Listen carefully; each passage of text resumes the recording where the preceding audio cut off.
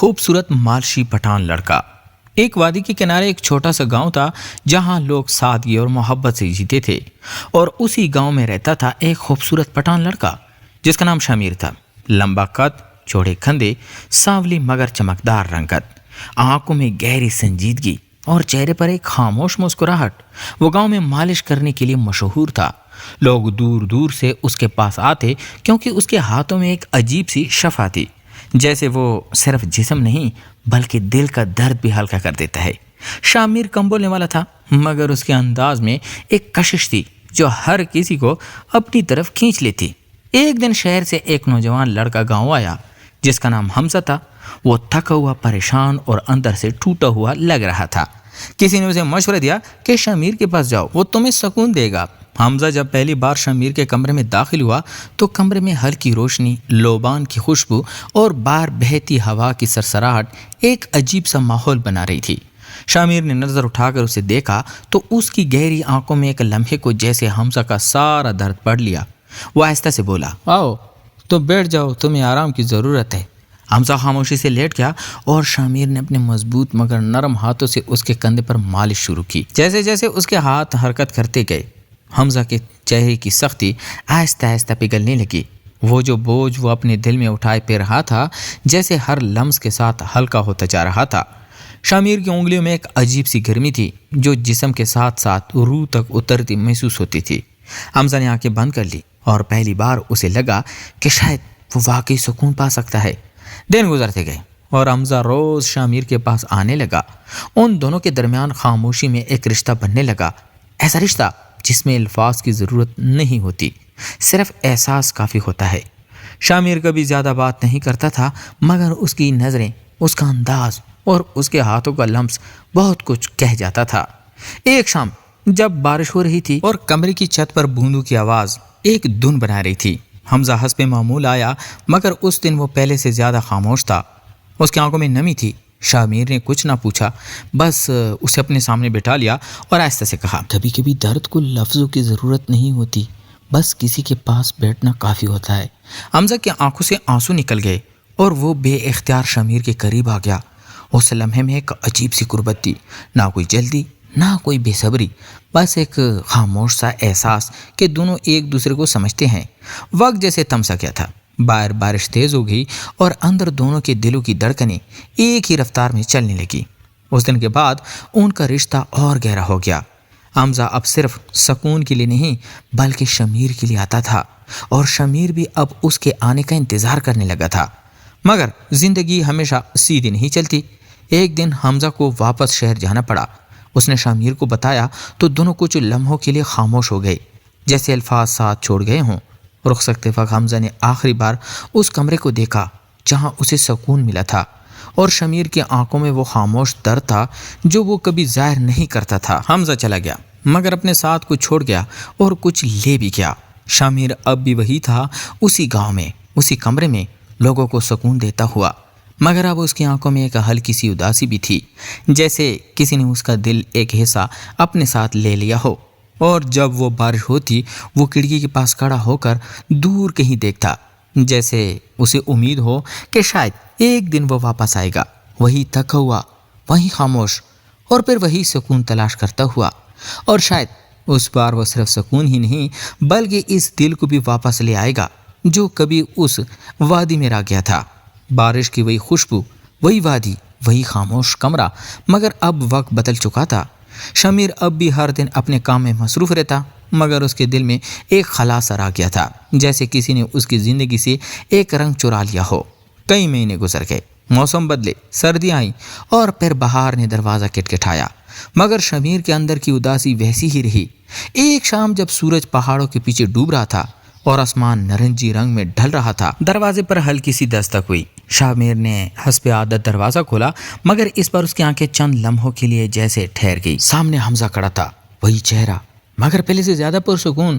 آنکھوں میں پہلے جیسی تکن نہیں بلکہ ایک عجیب سی چمک، جیسے وہ خود کو ڈھونڈ کر واپس آیا ہو۔ دونوں کچھ دیر خاموش کھڑے رہے، جیسے وقت نے خود کو روک لیا ہو۔ پھر حمزہ نے ہلکی سی مسکراہٹ کے ساتھ کہا، میں واپس آ گیا ہوں، اس سکون کے پاس جو کہیں اور نہیں ملا۔ شامیر کے چہرے پر ایک مدھم سی مسکراہٹ آئی، मगर उसकी आंखों में छुपी खुशी वाज़ेह थी। वो एक तरफ हटा और हमजा को अंदर आने का इशारा किया। कमरा वैसे ही था, मगर उस दिन माहौल में एक नई गर्मी थी, जैसे दो बिछड़े हुए एहसास दोबारा मिल रहे हों। हमजा आहिस्ता से बैठ गया और बोला, शहर में सब कुछ था, शोर, रोशनी, लोग, मगर सुकून नहीं था। शमीर उसके करीब आया और हमेशा की तरह उसके कंधे पर हाथ रखा, मगर इस बार उस लम्स में सिर्फ शफा नहीं बल्कि एक मानूस अपनियत भी थी, जैसे दोनों इस फासले के बाद एक दूसरे को फिर से महसूस कर रहे हों। बाहर हवा हल्की हल्की चल रही थी और खिड़की के पर्दे नरम अंदाज में हिल रहे थे। हमजा ने आंखें बंद कर लीं और आहिस्ता से कहा, तुम्हें पता है, मैं यहाँ से गया था तो लगा था सब भूल जाऊँगा, मगर हर रात तुम्हारी याद मेरे साथ थी। शमीर के हाथ एक लम्हे के लिए रुक गए, जैसे उसके दिल ने वो अल्फाज अपने अंदर महफूज कर लिए हों। फिर उसने नरमी से कहा, कुछ रिश्ते ऐसे होते हैं जो फासलों से नहीं टूटते बल्कि और गहरे हो जाते हैं। उस लम्हे में कोई जल्दी नहीं थी, कोई बेचैनी नहीं, बस एक गहरा सुकून था जो दोनों के दरमियान बह रहा था। वक्त गुजरता गया और हमजा ने फैसला किया कि वो अब वापस नहीं जाएगा। वो उसी वादी में रहेगा, उसी सुकून के साथ और शायद उसी मोहब्बत के साथ जो लफ्ज़ों में बयान नहीं हो सकती। गांव के लोग अब दोनों को साथ देखने के आदी हो गए थे, मगर उनके रिश्ते की हकीकत सिर्फ वही जानते थे। वो एक ऐसा ताल्लुक था जो जिस्म से ज़्यादा रूह का था, जिसमें छूने से ज़्यादा महसूस करने की अहमियत थी। और एक रात जब फिर से बारिश हो रही थी और आसमान बादलों से भरा हुआ था, दोनों खिड़की के पास बैठे थे, खामोश मगर एक दूसरे के करीब।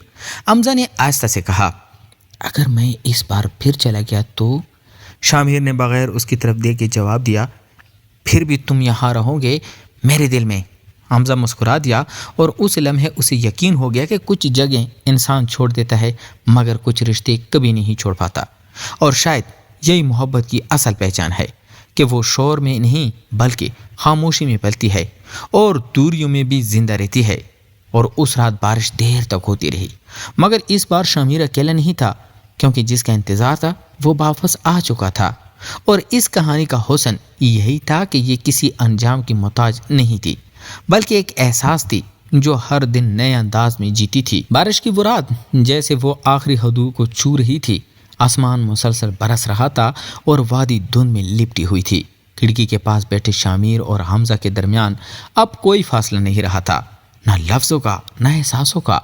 वक्त ने जैसे उन दोनों को एक ऐसे मोड़ पर ला खड़ा किया था जहां अब फैसला ज़रूरी था। हमजा ने आहिस्ता से शमीर का हाथ थामा। उस बार उसके लम्स में हिचकिचाहट नहीं थी बल्कि यकीन था। उसने धीमी आवाज़ में कहा, मैंने बहुत भागने की कोशिश की, खुद से भी और तुमसे भी, मगर हर रास्ता मुझे वापस तुम तक ले आया। शामिर ने पहली बार उसकी आंखों में सीधा देखा। वहाँ कोई सवाल नहीं था, सिर्फ एक खामोश इकरार था। उसने आहिस्ता से जवाब दिया, कुछ लोग किस्मत नहीं होते, वो मंजिल होते हैं। ये अल्फाज जैसे दोनों के दरमियान एक वादा बन गए। बाहर बारिश रुकने लगी थी और बादलों के पीछे से चांद की हल्की रोशनी झांक रही थी, जैसे कुदरत भी इस लम्हे को मुकम्मल करना चाहती हो। उसी सुकून भरे लम्हे में हमजा ने फैसला कर लिया कि अब वो कहीं नहीं जाएगा। वो उसी वादी में, उसी कमरे में, उसी मोहब्बत के साथ अपनी ज़िंदगी गुजारेगा। और शमीर के चेहरे पर वो मुस्कुराहट लौट आई जो शायद कहीं खो गई थी। वक्त गुजरता गया मगर उनका रिश्ता और मजबूत होता गया और अब सिर्फ एक मालशी और उसका गाहक नहीं रहे थे बल्कि एक दूसरे का सहारा बन चुके थे। एक ऐसी कहानी जो शोर से दूर खामोशी में परवान चढ़ी और हमेशा के लिए मुकम्मल हो गई। और आखिर एक सुबह जब सूरज की रोशनी पहाड़ों पर फैली तो ऐसा लगा जैसे एक नई जिंदगी का आगाज हो चुका हो। एक ऐसी जिंदगी जिसमें ना जुदाई का खौफ था ना खोने का दुख, सिर्फ साथ था, हमेशा का साथ। और शायद यही मोहब्बत की सबसे खूबसूरत शक्ल होती है कि वो मुकम्मल होने के बाद भी दिल में एक सुकून छोड़ जाती है। तो प्यारे दोस्तों, अगर आपको ये कहानी पसंद आई, उसने आपके दिल को छुआ, तो वीडियो को लाइक करें और अपने ख्यालात कमेंट में ज़रूर बताएं कि आप इस अंजाम के बारे में क्या सोचते हैं। और अगर आप ऐसी मज़ीद जज्बाती और दिल को छू लेने वाली कहानियाँ सुनना चाहते हैं तो चैनल को सब्सक्राइब करना न भूलिए, क्योंकि आपकी एक सब्सक्रिप्शन हमारे लिए बहुत मायने रखती है। और अगली कहानी में हम एक नया राज, एक नई मोहब्बत और एक नया एहसास लेकर आपके सामने आएंगे। शुक्रिया।